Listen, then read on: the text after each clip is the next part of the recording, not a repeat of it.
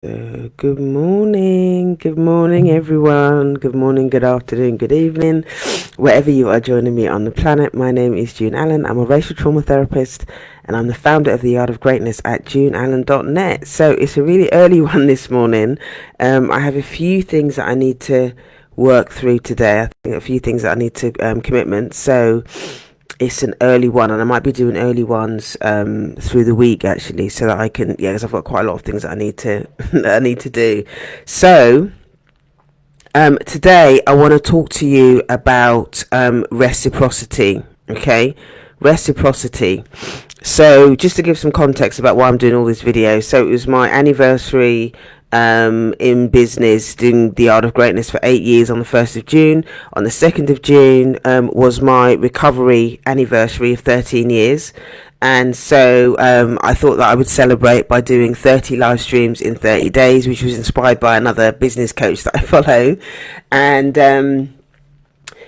so I'm just basically talking about what I've learned, what's on my heart, people sending in their questions for me to answer, and so I'm just basically sharing. I just jump on, and I'm not trying to script anything or plan anything too tough. I'm just jumping on and sharing and just inspiring, empowering people, and just sharing what's on my heart. So I hope that you're enjoying this series so far. Today is day 17. So today I want to talk to you about reciprocity. Actually, before I do that, just a reminder as well that I'm also doing a half-day retreat. If you live in London or live in the UK and you want to come to my half-day retreat on the 15th of July, it's called the Art of the Art of Receiving. Okay, the Art of Receiving, and it's in Brixton, and it's from 10 till 2. And I've got a Windrush early bird special on at the moment, £25 versus £30. So that's going to be on until Wednesday. Okay, so you've only got a few days left to get your tickets. So if you click the link in my bio, go to heal.juneallen.net. That's heal.juneallen.net. That's heal.juneallen.net. You can get one of your tickets. Get your tickets there. Right. So now let's crack on with the content. So yesterday I talked about what did I talk about yesterday? Oh, we talk about unmet needs and the importance of having your needs met. And I kind of took a couple of steps back because I've been talking about the importance of being able to receive, what that means, and all of that, and why black women find it hard to receive. These are some of the previous live streams that I've done. And then I thought to myself, people aren't going to know. You're not going to know what your needs are. So you're not going to know what you want to receive. You're not going to understand how to receive unless you know what your needs are. So yesterday I did I did an hour. It's like a masterclass almost yesterday that I did, talking about the importance of understanding what your needs are, and basically just kind of carving out, talking about some of the important needs of what it means to be human, and also the hay fever. Oh, I feel like I want to sneeze, but I'm not going to. That's why I keep turning my head. Okay, so yeah, the pollen height is really high at the moment. So if you excuse me if I keep snivelling or whatever, because of the pollen count is high. What was I saying? I lost my train of thought. So yeah, so it's important for you to understand, if you want to be able to receive more, you have to first and foremost be able to understand what your needs are. So I talked about different types of needs that you need as a human being, and also I kind of talked a lot about the importance of different aspects of culture. The needs that you need as we need as a culture, and how it might be difficult for us to engage in those things because of living under systems of oppression. I gave quite a few examples of that. So if you wanted to watch that one, you can actually, it's on my website now, or you can just watch it on Instagram. It's just the one before this one.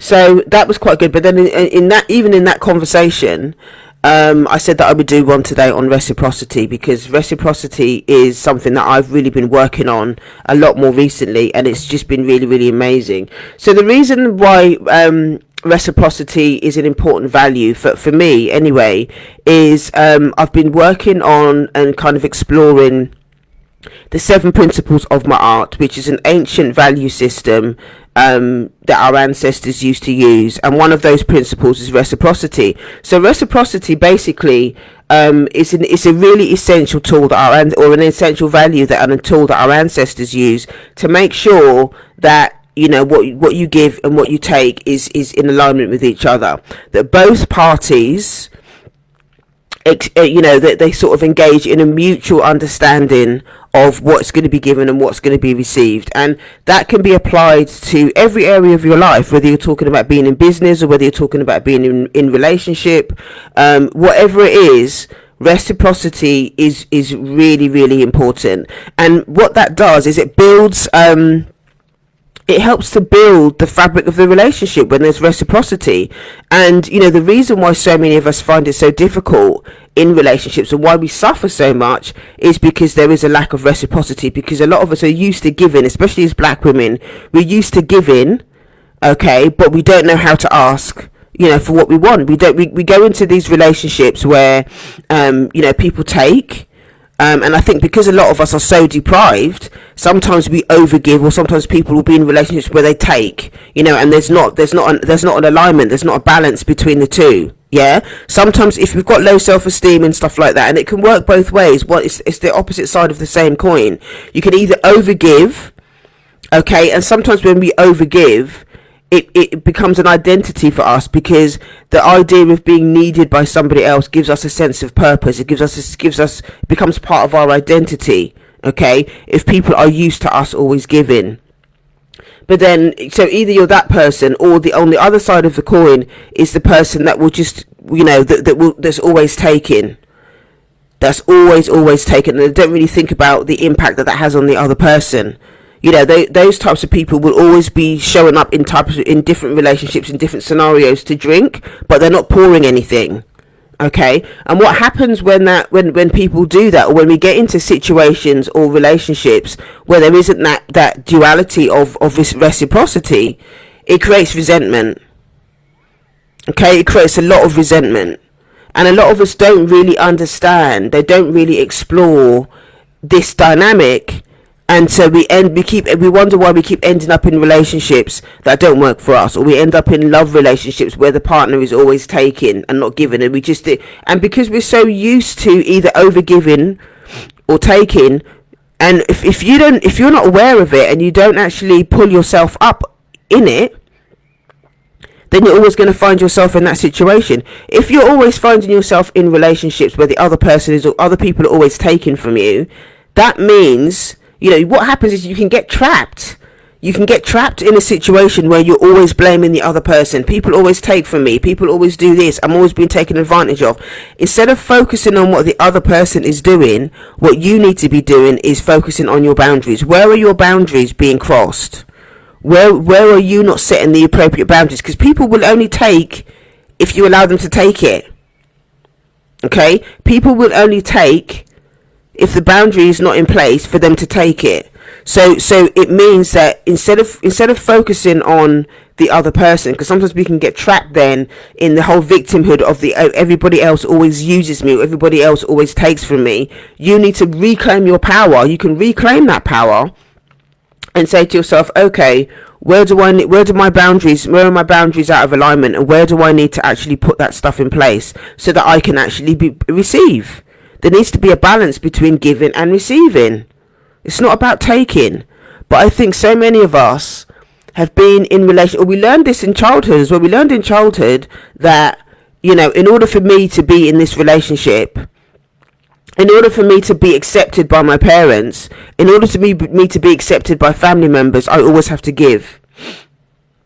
And this is what happens when we've been raised in a situation, and this is probably this is systemic as well as family of origin stuff, where we're so deprived. There's so much deprivation going on that we don't know, either we're overgiving, like I said, or we're taking from others, and we don't understand, and that just creates so much resentment.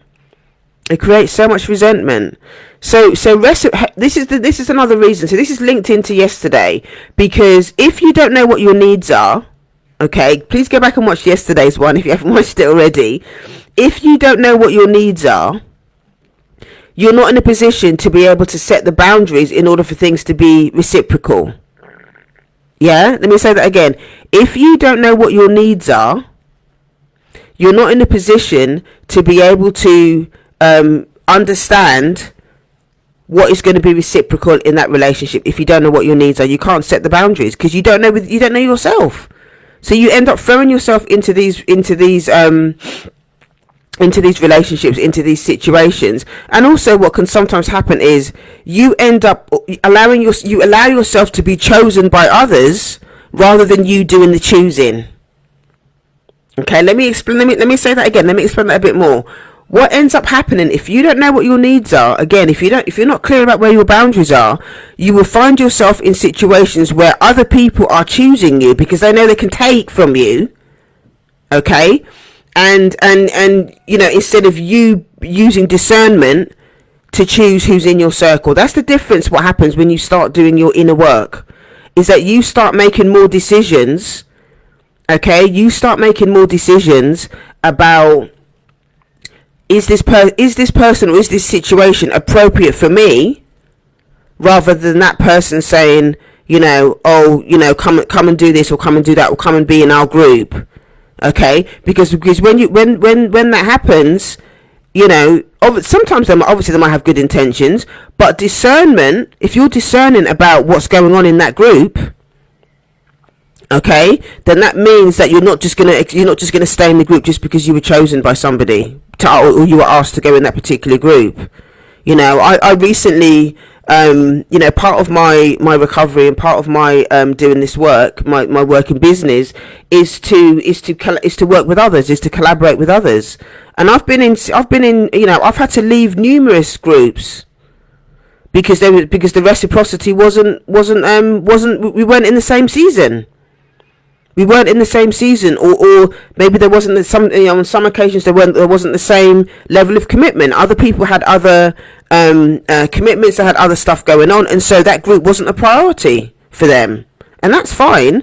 But I was able to use my discernment to say, well, actually, everybody's supposed to be showing up in this group every week, and then everybody is not showing up every time in this group. And these are small intimate groups. Okay, these are small intimate groups where everybody's supposed to be contributing and supporting each other and stuff like that. And I found myself overgiving. At one point I found myself overgiving, and I thought to myself, there was a few question marks and stuff for me about the reciprocity in this one particular group. And I just got to the point where it's just like, no. And I did a huge I did a huge inventory on what groups I was in, which situations with the people that I was talking to on a regular basis. Is it mutual? Is it reciprocal? Is there same level of commitment, with the group members and all of that kind of stuff? Do I feel nurtured? Is everybody really doing what they're supposed to be doing? Is the level of commitment the same? Do I feel like people are really, they're really committed to it? And for some of them, the answer was no, and that's no shade. That's no shade. It just means that those particular groups are not for me. Doesn't mean I don't like the people that are in the groups. I still like them, but at the end of the day, when you're doing your inner work, it's that there comes a time where you have to really examine what season you're in first and foremost, and then based on what season you are in, what spaces do you need to be in that is going to be reciprocal. One of the challenges actually there's been for me around being a therapist and being in business as long as I have is that sometimes I find myself people can learn a lot from me, because obviously I've been in business a long time and as a therapist and stuff as well. People will quite often want to talk to me about different things and whatever, which is fine, but I have to be very careful, and I also have to question myself around the whole conversation around reciprocity, because what can happen is I can end up being getting into victim mode, because I find myself in situations where I may be overgiving, or I find myself in a situation where I haven't used discernment, and I end up nurturing the other person, or I end up nurturing the other groups and stuff like that, when I'm not getting the same energy back. Okay, and again, that's no shade, because everybody's in a different season. If I was in a season where I wanted to give service, or I'm teaching or whatever, then that's fine. I can choose to do that. But if I'm in a season where at the moment I need to be nurtured as well. At the moment, I'm going through a huge transition in terms of my work, in terms of my business. And so going through this transition means I need to be in spaces where I'm also the reciprocity is a high priority right now. Reciprocity is a high priority right now in what I'm doing business wise. So I need to make sure that I'm in groups and with people that can actually hold the space for me. Okay, and you need to be asking yourself the same questions when it comes to, your circle, when it comes to if you're in business, what's happening in your business. The thing is, because goes back to what I was saying before, when people are really deprived, as a community, we're very deprived. Okay, as a people, we're very deprived.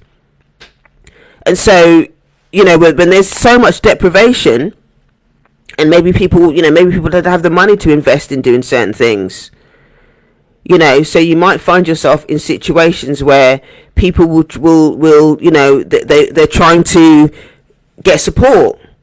People are trying to get support. People are trying to get information. People are trying to find ways to cut corners and stuff like that. And again, this is no shade, because obviously if people can't afford it, if people are not, that for whatever reason, they're going to find ways to be able to save money and stuff like that. So they're going to, you might find yourself in a situation where, people are people might be trying to cross that boundary around, getting you to maybe give more than you want to give. And again, this is why it's important for you to have your own boundaries in place, so that you know where your line is. The reason that I'm teaching doing these live streams, these live streams for 30 days, is because I'm in a season in my business where I'm choosing to give. I'm choosing to give for 30 days. That's a choice that I've made. Okay, that's a choice that I've made. But the boundary is that, I'm not going to do additional therapy or additional coaching and all of that kind of stuff on the back end of this. If people email me or whatever, if people want to take it to the next stage in terms of me working with them on a more personal level, then that's where my boundary is, and that's where they have to book a session, because that's where my boundary is. See, that's how discernment and my boundaries work. Okay, and that's where you need, it applies just the same in your relationships and stuff like that. What you will and won't do. It's about understanding your limits. Do you understand what your limits are? And when you're clear, it's easy to have really clear conversations with people. This is where I'm giving. This is where my line is. I'm giving this. Okay, but this line here is where the boundary shifts, and it becomes this next thing, whatever the boundary is. Okay, so this thing about reciprocity is very powerful, and it will save you a lot of aggravation and resentment. It will save you a lot of aggravation and resentment when you make the decision. When you are very, very clear about what your boundaries are and where the line is in terms of, what you're doing in terms of relationship. And also, if you think about it in terms of, if you think about it within the context of business and stuff as well, with this thing about, an exchange for money as well, an exchange for money and services, that is an element of reciprocity as well. I think there are a lot of businesses that sometimes give away a lot of stuff for free. They give away a lot of stuff for free because they don't know how to make that reciprocal shift from always giving stuff away for free and actually able to have that conversation with the client and say, actually, this is the reciprocal energy now needs to be monetary. The reciprocal energy now needs to be monetary. But again, you need to understand where your boundary is around that. Sometimes people keep giving loads of stuff away for free, hoping that people will have a monetary, hoping that people would just start paying them money just like that, without actually being clear about where the boundary is, about being able to ask for it. So this is really, really important This is really, really important for you to understand what the boundaries are, and so you can actually be clear with that person. And the more clear you are about where your boundaries are, the more that person is going to respect who you are, because you're clear and there's no discussion. There's no and ahhing. There's no, oh, I don't know if I should do this, or, oh, can you give me a discount? There's none of that going backwards and forwards, because you're already clear about where the boundary is. I have people, inboxing me all the time about, can I come and do this, event for free? Can I? And I have a firm boundary. No, I don't do a lot. I don't do events and stuff like that for free. And the reason why I don't, greetings, hi, good morning. I don't do a lot of events and stuff for free. And the reason I don't do that stuff for free is because I give away all of this content for free on my channels. So that's the boundary that I have. I give away all of this stuff for free. Okay. So again, my boundary is, if you want me to come and do your event, if you want me to come and speak at your event, if you want me to, be on a panel, if you want me to do all of that stuff, there's a fee involved, because, obviously it's my time. Okay. I'm going to have expenses, and you're paying for my expertise. Okay. The fact that they've come in my inbox and asked me to come and do their show, their event, or whatever, that tells me that obviously they value what I do. Okay, there's not a lot of people that get on here and do this stuff that I do, that teach for free. There's not a lot of other therapists that do. I don't know any other therapists in the UK that teach at the stuff that I teach at this depth for free. I don't know a lot of therapists that do that. Okay, so there's already a lot of free content and stuff out there that I give away for free. So then, if people want me to come and speak, then they have to pay. It's as simple as that. And I'm not I don't make any apologies for that, because again, I give this stuff away for free so that, maybe people can't afford to have therapy, maybe people's funds are not in the right sort of place at the moment, and that's absolutely fine. We've all been there. I've been there. We've all been there. And that's why I do this, because it helps to build a relationship. It helps to build trust. And people feel that, that they're actually learning something about themselves. And, I also understand that it takes time to build trust.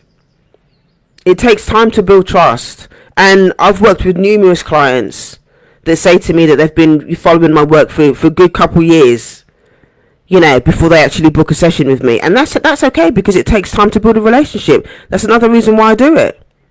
So people can get to understand how I work. They know who I am. They know what my values are. And also, it's important for me to work with clients that are in alignment with what I'm doing. Our values have to be in alignment. For you to be able to successfully go through the therapeutic process and get what you need, okay, in order to do the work that you need to do in therapy, there has to be an alignment. Okay? And so, I share this stuff so that and I know I'm not for everybody. I know I'm not for everybody. What I teach is not for everybody. I don't teach for I'm not for everybody. And I totally get that, and that's okay.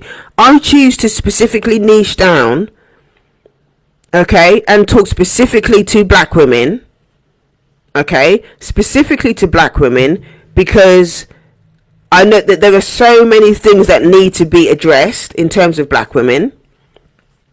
So I share specifically, because then people know, black women know that I'm talking specifically to them.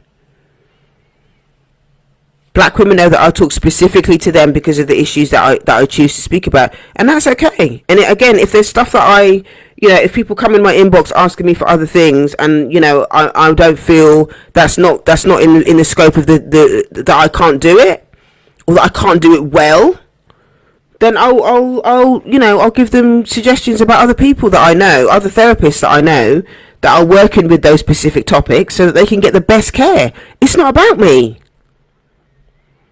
This stuff is not about me. This is about, can I deliver a service that means that the client is going to get the best care? That's what's important. It's not about me. It's about you. It's about the client. Are you going to get what you need? And in order for you to get what you need, I need to come on here and explain and share and teach and do all that kind of stuff. So you can go, oh yeah, I quite like, Jean's all right. You need to be very, very, very clear, because if you're going to spend, because listen, therapy is expensive. I know that therapy is expensive.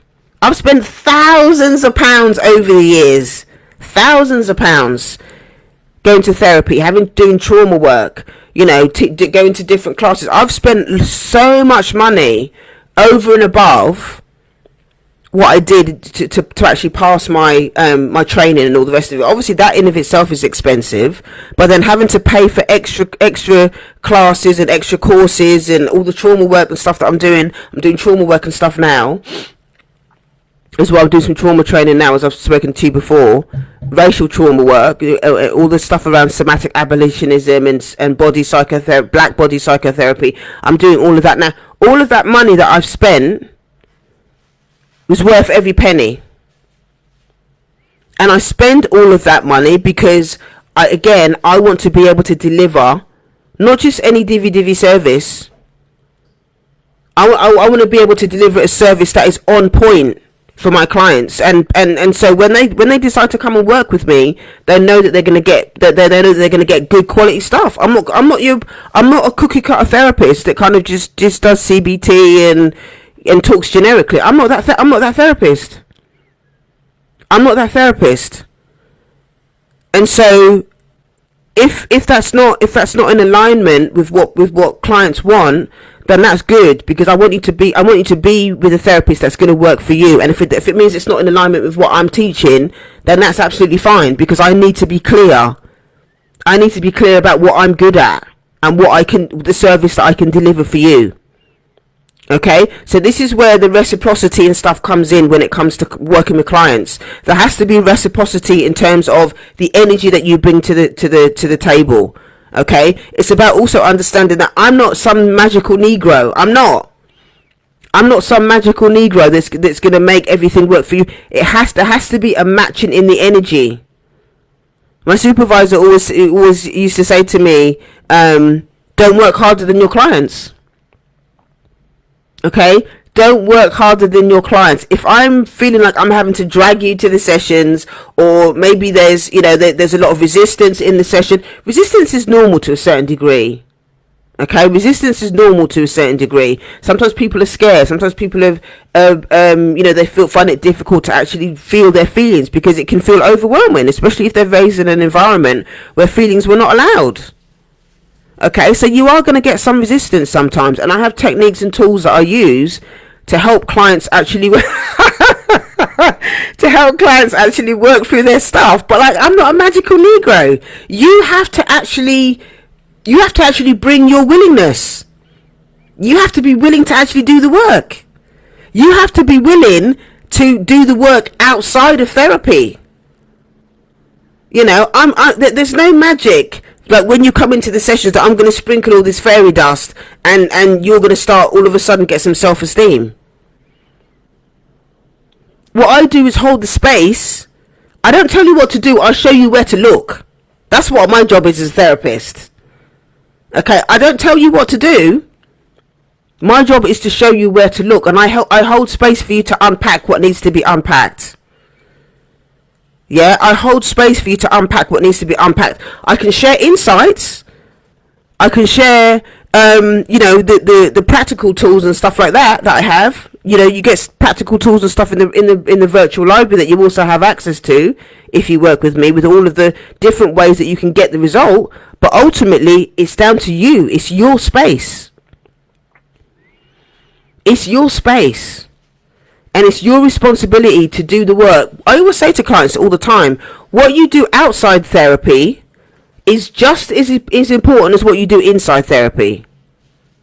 What we talk about in session is we only do that 50 minutes a week or a fortnight. Or if you're working with me fortnightly, we only do that stuff is 50 minutes.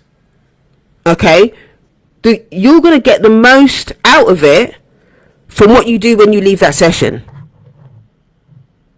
What you do when you leave that session is what is really going to make the difference between whether you process this stuff and get where you need to go, or whether it doesn't happen.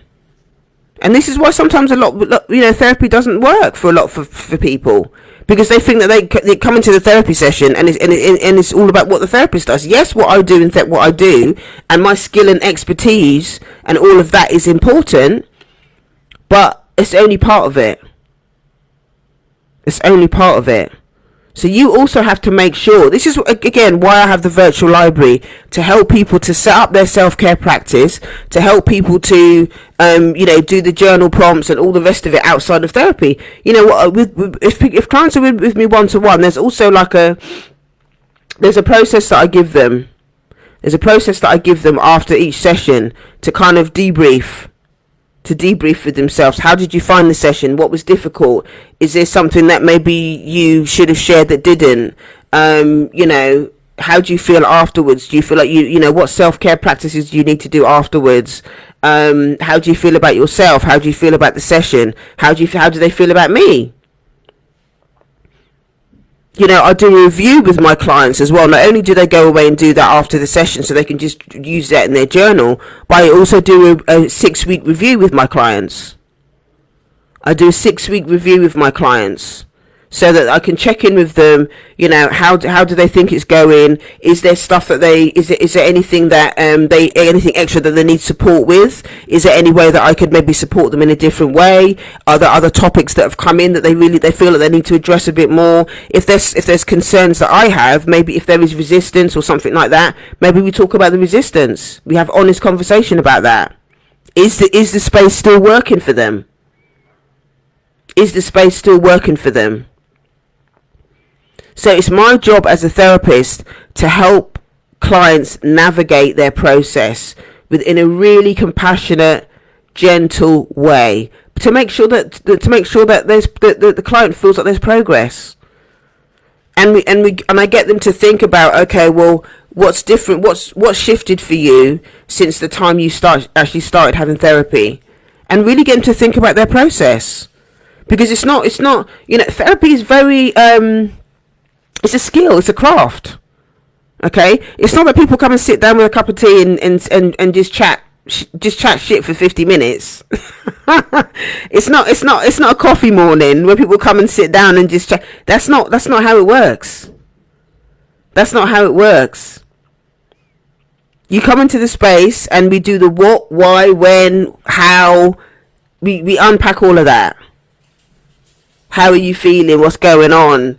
And why? And in my head as a therapist, I'm thinking about the history. I'm thinking about what's going on in the present. I'm thinking about, is there a cultural context to it? How does race and oppression play a role? How is the person behaving in the session? What are their body language? How are they saying things? Is there stuff? Sometimes, a lot of times, I also look at not just what's being said, but what's being left unsaid. What are they not saying? Where's the avoidance? Where's the resistance? What's coming up in me? Is it triggering my stuff? How am I feeling? Am I invested in this, in what they're saying, or am I finding myself getting disassociated because it's triggering my own personal stuff? There's a lot of different moving parts to being a therapist and doing this work, but I'm skilled enough and experienced enough to be able to do all of those things, to be able to understand all of those things and still be present. I can still be present with the client and do all of those things. Okay, and still hold space for the client, because I'm experienced, and ultimately because I care. I really, really care about what happens to the client, but within the context of reciprocity, the client also has to care about the process, about what's happening to them, about what their needs are. The client also has to be willing to show up.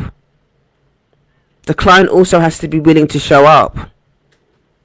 Again, the other thing that sometimes happens in the client therapist relationship is that they have different, sometimes there can be a parent-child dynamic that shows up.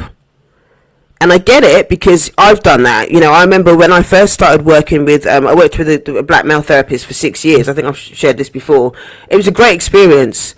But when I look back on it, I recognise that when I actually first started having those sessions with him, it was very much a kind of child. He was almost like a big brother, like an older brother type thing. That's kind of how I saw the dynamic. I was a child, he was like a big brother that was helping me to work through stuff.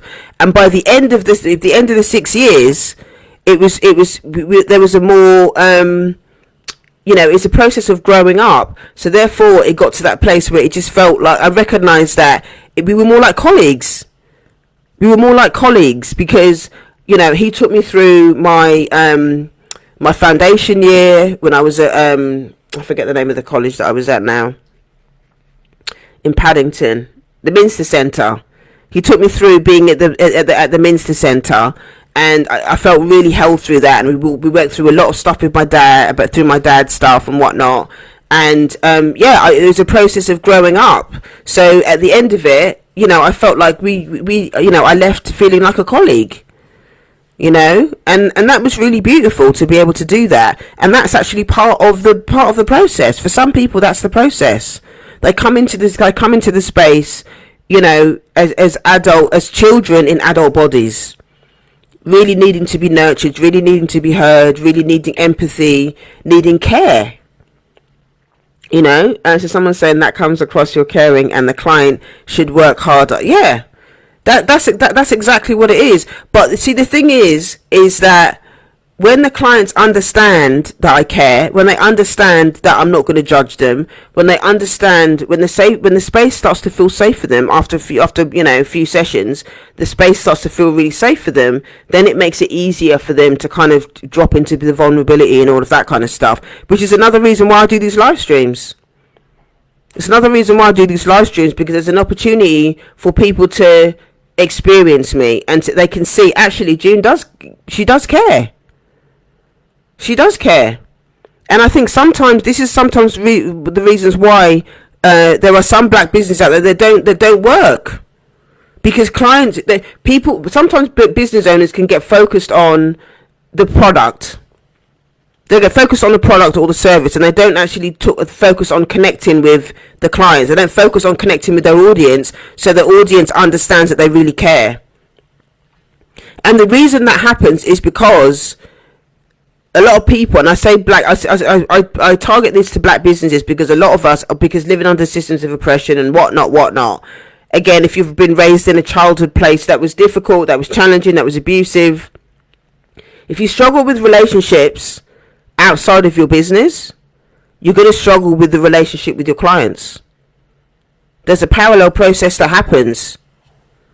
And if you struggle to connect in relationships outside, you're going to struggle in your business as well.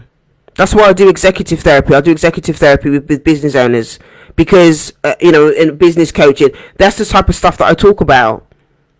Because people don't always understand that, they don't make the connection. They don't make that connection, and so people struggle to, they don't want to do live streams. They don't want to, they focus solely on the product, and it's like, buy my product because I'm a black business. No. People want your clients want to feel seen. The reason why those of you that are watching keep coming back and keep watching my live stream is because you feel seen. Because I'm talking to you. Because you're beginning to understand that I really care. I care about your well-being. I care about what happens to you. I care about your process. That's why I come on here and teach for free. And then obviously if people make that decision to come and work with me, then they know what they're going to get. They know what they're going to get because they already feel comfortable.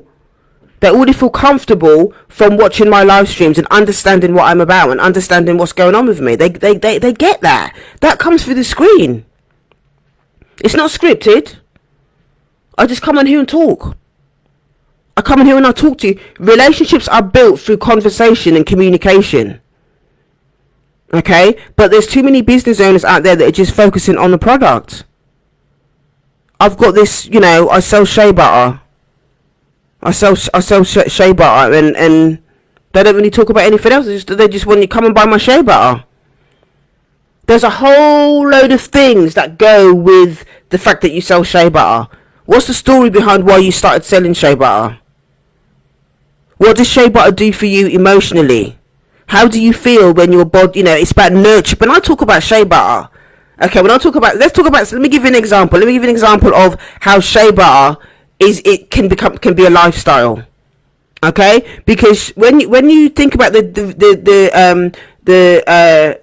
body image, what we have in terms of our bodies, and how a lot of us are disconnected from our bodies, and how we find it so hard to love our black bodies as women. Okay, as black women, we find it very hard to love our bodies. So the whole idea that shea butter can be something to help nurture your black body and nurture your self-esteem, that's a whole different conversation. That's an example of a whole different conversation, rather than saying just come and buy my shea butter. If a business owner started talking about how much they want us to care for our black bodies and nurture our black bodies, and it's about self-love, now we're having a different conversation. You care about the needs of black women. You care about black women loving themselves. So you want to talk about shea butter in a different way, within the context of how shea butter makes you feel, rather than buy my shea butter. Can you see the difference? So I think this is I'm going to be talking more about business stuff, because a lot of people have asked me about specific stuff around business. So I'm going to be doing a series of live streams on how I run my business and all the rest of it. But that's just an example of what it means to be able to change the energy around how you actually serve your clients. You have to show up, and also people want to see your face. People want to hear. They want to hear your story. People want to hear your story. Again, this is how reciprocity is playing out. Okay, because I'm on here, I'm giving. Okay, I'm giving, I'm serving, I'm sharing value, I'm adding value. I'm giving you tools. I'm sharing energy with you. I'm making, some of you are making you laugh. I'm all of that kind of stuff. And so I'm giving you. The reciprocity is I'm giving all of this energy. And there will be some of you have done it already. They've already started working with me. So I've got new clients already just from doing these live streams. So somebody's saying, I was told to focus on white people and the black people will. Stop it! I was told to focus on white people and the black people will follow. Another said that they understand why I've chosen my niece, which I finally found, just to make sure I could back up why I made that choice. I was told to focus on white people and the black people will follow. Another said that they understand why I've chosen my niche, which I finally found, just to make sure I could back up why I made my... I'm shocked. I'm sorry. Make it make sense. Make it make sense. Why are you going to focus on white people? Let me just say this. If your product, I don't know what your product is, what you sell, or what service you sell, but if your service is specifically for, let me just apply what I'm doing to this. Okay, if your service is specifically focused on black people or the black community, how is focusing on white people going to help that? That doesn't make no sense. Make it make sense. So you were told to focus. So basically, what that person is saying to you is that white people are more important. What that person is saying to you is, if white people value something, then black people will value it.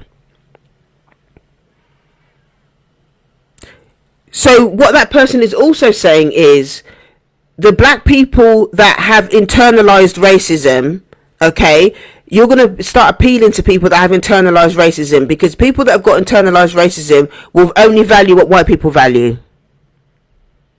That's absolutely insane. That's absolutely insane. And this is where you need to be. This is what I'm saying. This is what I'm saying about working with people that haven't done this work, because he probably don't even know that. He's talking from the position of, with white people being at the top of the food chain. That's what he's saying. Focus on white people and black people will follow. No. How is that community focused? How is that empowering your community? You're basically saying that what white people have is more valuable than what we have as a community. That's what you're saying. It's not. It's unacceptable. But that's an example. That's an example of what it means to work with someone who hasn't done their inner work, because they're telling you to focus on a community that don't care about us. Okay, they're asking you to focus on a community that don't give two shits about black people. Okay, don't care about us, but yet we're supposed to focus on white people so that you can get the black people will follow. It's unacceptable. It's unacceptable. This is why it's important then to do your research and to use discernment around this. I worked with somebody. I actually stopped working with a coach. I won't say this person's name because she's made a name for herself now. And she's doing quite well. She lives in the States. But I worked with this coach one time, and she told me, she was a black woman, and she told me, not me personally, but she was sharing in a live stream, don't talk about race. She's a black woman. Her audience was predominantly black, and she's telling them, don't talk about race. So that tells me that she's basically wants a white audience. She wants a white audience, and she's not interested in her black clients. And I called her out, and I sent her an email. I called her out, and I left because my work is actually is predominantly for the black community. It's for our community. So I was insulted, and the funny thing is, what was so interested is, I saw her crying and snivelling on a live stream a couple of years later, talking about how she'd been pulled over by the police and this, that, and the other. And I thought, yeah, you brute. You want to talk about you want to talk about race now? You want to talk about race now? You've been terrorized by police. You want to talk about race now? You've been terrorized by police. You didn't want to talk about. You told every black person don't talk about race before. Now you want to talk about it. This is why I'm saying to you need to do your research before you start working with people. I'm not saying that every black person that has a business has to only sell their product or service to black people. I'm not saying that, because it doesn't always have to be like that. For whatever reason, sell to as many people that you're going to get. If people are going to pay you for service, okay, take the money. People are going to pay you for service, but don't disempower your community. Don't abandon yourself and abandon your community in order to do that. Don't be telling your community don't talk about race. That's a betrayal. That is a betrayal. And make sure that your service includes serving your community. Be inclusive. Talk about race so that you can. And I know that people don't want to do it because they don't want to alienate their white clients. That's what it is. They don't want to alienate their white clients. But there has to be a shift at some point. There has to be a change at some point. There has to be a change at some point. Where we can start to talk about our experiences as black people, as a community. That's how it works. Things are not going to change if we're always worried about what white people are doing. If we always think that we have to serve white people and leave out our community. There has to be a shift at some point. And our community is only going to survive and thrive. We're going to come out of surviving and start thriving when we start to really talk about our experiences and cater for our own needs. That's when things are going to start to change, rather than always having to rely on white audiences, on white people. We need to start embracing our things. You all know that I love my community, that I'm here for my community. I'm here for my community. You know that. And I think there needs to be more people that are honest about what their values are. A lot of people hide their values. I know people that I've heard stories about black businesses that won't even put, like, when they say, for an example, they've got a service where, I don't know, there's something physical. Let's say this person makes watches, as an example. They won't put the you know, sometimes you put there'll be a photograph of somebody actually working on a watch. They won't actually put a black hand working on a watch. They'll actually make sure it's a white hand working on a watch on the website. Okay, because they're scared that they're not going to get white people working. They're scared they're not going to get white people buying their service. There are people that don't want to come on live and do these sort of things because they're scared that if people understand that it's a black face, that people won't shop with them. And there will be people that won't shop with that won't shop with you because of it. That's facts. Some people don't like it. But do you want that sort of money in your business? Do you want that sort of energy in your business? I don't want it. I don't want that sort of money and energy in my business. I don't. You know? So it's about really thinking about not just about the money, but the service and the energy that you're bringing into the business as a result of you having to abandon yourself. Is it really worth it? Is it really worth it for you to do that? Is it really good for your integrity to do that? So somebody's saying it can't only be about the money, and the fallacy that black people don't have money is just that. Not everyone is broke. I can't stand seeing white people used to sell black. Listen, don't get me started on all of that. I totally hear you. And I think here's the other thing that we need to do as black people as well. Stop getting in people's pockets. Stop getting in people's pockets. Don't assume that all black people are broke. They're not. Not all black people are broke.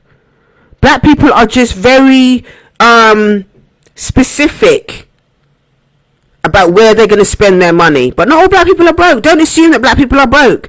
Black people spend money on what they want to spend money on. If black people want to go and spend $200, $300 on a unit, on a wig unit, that's big money. They will go and spend the money. If black people want to go and spend money to get their nails done, they'll spend that money. Black people will spend money on what they value. If they want to go and spend money buying Jordans, if they want to go and spend money going on this retreat, if they want to go and spend money on that, they will spend money on what they value. So before black people start talking about, you know, black people being broke and stuff like that, you need to think about, instead of saying that black people are broke, they don't want to buy your service or whatever, you need to ask yourself, what value are you adding? Are you adding value? Yes, black dollars is big business. It is big business. But you need to think about what service you're offering the community and how you're offering that service to the community. There are black businesses that I've stopped using because the service is rubbish. And the reason why the service is not great is because they're not doing this inner work. They're not doing this. They can't connect to their community in a way that makes the community fall in love with them, because they're not doing that work. They're not doing this work. They don't know how to connect with their community. They don't know how to build trust. Black businesses need to learn how to start to build trust and empower the community in a different way, because we have different trust levels. Because a lot of, white people don't have the same trauma with each other that we do. They don't have the same sort of trauma that we do as a community. They don't have it. Obviously, they're creating the trauma with us, but that's had an impact on how we feel about each other, and that's massive. So when we as black businesses start really thinking about that stuff, the way that we do business and the way that we bring money into our business is going to change. But it ain't going to change if we just keep thinking about, I've got shea butter and I'm just selling shea butter. You need to open up your thinking and thinking about it from a much bigger perspective. This is the stuff that I do as a business coach. I teach all this stuff. This is the financial therapy stuff that I teach. Getting people to understand that it's not just about money. It's not just about a service or a product.